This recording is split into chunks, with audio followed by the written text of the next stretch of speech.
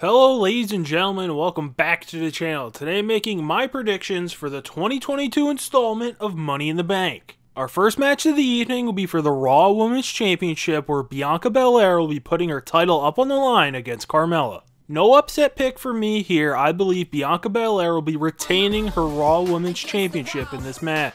With Rhea Ripley originally supposed to be in this spot to take on Bianca Belair, I don't think Carmella really has a chance of dethroning the EST WWE. I think Belair retains here, and then if Rhea Ripley is cleared to compete, that'll be her opponent for SummerSlam at Nissan Stadium. So now on to match number 2. And it'll be for the undisputed WWE Tag Team Championships, where the Usos will be putting the titles on the line against the Street Profits. There will be a stipulation added to this match that the Street Profits won the right to pick on Raw last night, and I think there's some steps they could pick that could make this change a little bit, but in all reality, I believe the Usos will be retaining the tag team titles here. As we currently sit here today, I feel like the Bloodlines run is just going to keep continuing, and once the whole Roman Reigns title run is figured out, whether that means someone cashes in on him at SummerSlam or they take a title away from him with that cash in, or they both, I think the Usos will be continuing their run to be the dominant tag team on the WWE roster. So now on to our next match, and that'll be match number 3 for the United States Championship, where Theory will be putting his title on the line against Bobby Lashley. For this match, I could see it going either way. For Theory, I think he's on a collision course with John Cena if the reports we're hearing and what we saw last night are any indication, and I don't think they need the United States Championship in that feud if it does happen as soon as SummerSlam. But I don't really believe Theory can go into a big time feud against John Cena with a law, and that's why I believe he'll be retaining the United States Championship somehow in this match.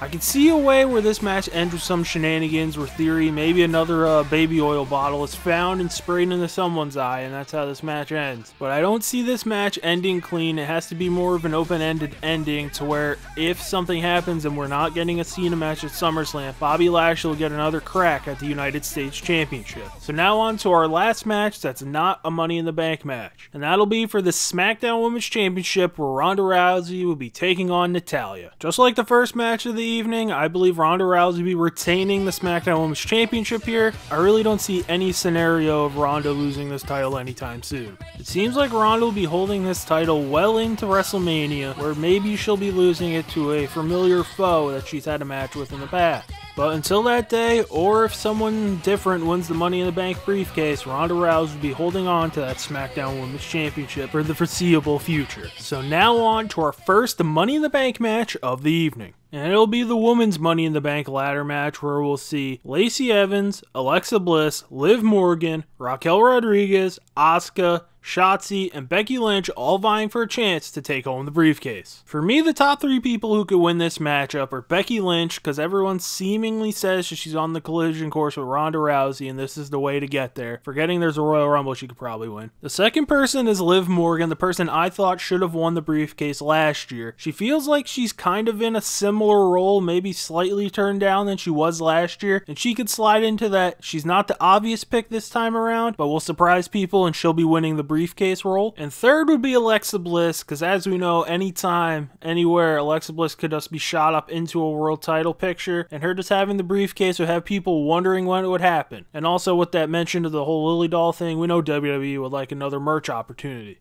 My pick to be the winner of the 2022 Women's Money in the Bank ladder match is the same as last year. I believe Liv Morgan will be winning the briefcase. I think this year WWE will take a different approach than pretty much every year prior and have the Women's Money in the Bank briefcase floating around for more than 24 hours. And I feel like Liv Morgan would be the perfect person to do that, to where she can just hold on to it and just tell everyone, I'm waiting for the right time for me when I feel the best way I can become the new champion. So we'll see if this year maybe I actually got it right in this Women's Money in the Bank ladder match. So now on to the Men's Money in the Bank ladder match. And in the 2022 edition of the Men's Money in the Bank ladder match, we'll be seeing Seth Rollins, Drew McIntyre, Sheamus, Omos, Sami Zayn, Riddle, and someone still to be determined going for the chance at that briefcase. Now for the mystery man, I believe we could probably just find this out Friday on SmackDown. There's an outside shot that Cody just mysteriously pops up as the 7th guy and then just trots down, pulls a Brock Lesnar, goes right to the ladder and wins the thing. But of the 6 people currently in this match, my pick and pretty much everyone else's pick to be Mr. Money in the Bank 2022 is Seth Rollins. I feel like Rollins winning this match just makes way too much sense. He's the last person to beat Roman Reigns, even though it was by disqualification. He still has a win over Reigns and never got another chance at the title, and I feel like this could be used as the, hey, you overlooked me this entire time when I was dealing with Cody, and then you went back to Brock, and now I'm gonna get you when I feel the timing's right, which could just be SummerSlam. And I feel like most of the fans and everyone watching will just be waiting on the Heist of the Century Part 2. So that'll do it for my picks for the 2022 edition of Money in the Bank. Leave your thoughts in the comment section below. If you liked the video, hit the like button. If you like what I'm doing on this channel and want to see more, hit the subscribe button. And as always, thanks for watching.